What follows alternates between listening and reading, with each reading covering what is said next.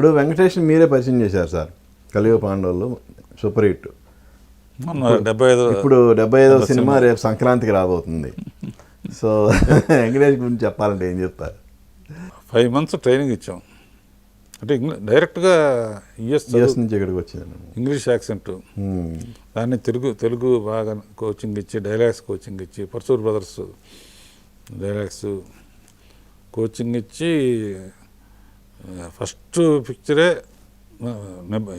Introduce చేస్తానన్న బాధ్యతగా feel అయ్యి, వి అంటే విక్టరీ అనే ఫస్ట్ ముహూర్తం షాట్తో మొదలుపెట్టాను అనమాట. ఈరోజు విక్టరీ వెంకటేష్ అనేది. అండ్ ఇంకో విషయం ఏంటంటే, నిజంగా చూస్తే అతని హిస్టరీ చూస్తే అతను చేసిన రకాల క్యారెక్టర్స్ ఏ హీరో ఎవరు చేయలేదు, అన్ని రకాలు చేసాడు. Very good behaviour. మిస్సెస్ కూడా మా బంధువుల అమ్మాయినే చేస్తాం. ఇప్పటికీ మెడ్రాస్లోనూ పక్క ఇళ్ళు, ఇక్కడ పక్క ఇళ్ళు. అలాగే మీరు ఇంట్రడ్యూస్ చేసిన ఇంకొక సూపర్ అల్లు అర్జున్ మీరు సానబెట్టారు. మహేష్ బాబు ఫస్ట్ సినిమా మీదే, కానీ మహేష్ బాబు తర్వాత మళ్ళీ మీరు ఓన్లీ ప్రొడ్యూస్ ఒకటే చేశారు బాబీ.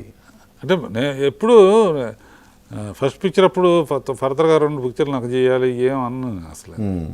మన బాధ్యత మనం చేసేయటం అంతే. వాళ్ళు సక్సెస్ఫుల్గా ఉన్నారు, అది చూసి ఎంజాయ్ చేస్తాం అంతే. అల్లు అర్జున్ కూడా మీరు సానబెట్టిన వచ్చిన ఈరోజు పాన్ ఇండియా స్టార్ కదా, ఎలా నేషనల్ అవార్డు తీసుకున్నాడు. నేషనల్ అవార్డు వచ్చింది, ఫస్ట్ ఎవరు నేషనల్ అవార్డు మన తెలుగు సినిమాకి. నేను ఎప్పుడు చెప్తా ఉంటా, తెలుగు సినిమా హీరోకి ఫస్ట్ నేషనల్ అవార్డు కదా సార్. ఫస్ట్ రెమ్యూనరేషన్ అతనికి 100 రూపాయలు. ఎలా అంటే చిరంజీవి బర్త్డే జరిగినప్పుడల్లా చిన్నపిల్లలు డ్యాన్స్ చేసేవాళ్ళు వీళ్ళందరూ. బన్నీ కూడా డ్యాన్స్ చేస్తామంటే వాళ్ళ అమ్మతో చెప్పాను, డెఫినెట్గా మంచి డ్యాన్సర్ అవుతాడు, మంచి హీరో అవుతాడు, ఇది 100 రూపాయలు అడ్వాన్స్ అని ఇచ్చాను సరదాకి. ఇప్పటికీ నిర్మల్ నా దగ్గర 100 అట్లా ఉంచానండి. అట్లా కొన్ని మనం ఊహిస్తున్నవి జరుగుతుంటాయి. రాఘవేంద్రరావు గారి సక్సెస్కి బిహైండ్ ఫ్యాక్టర్ ఏంటి అసలు? నా పేరెంట్స్ బ్లెస్సింగ్స్, మెయిన్గా నా ప్రొడ్యూసర్స్, ప్రేక్షకులమ్మా.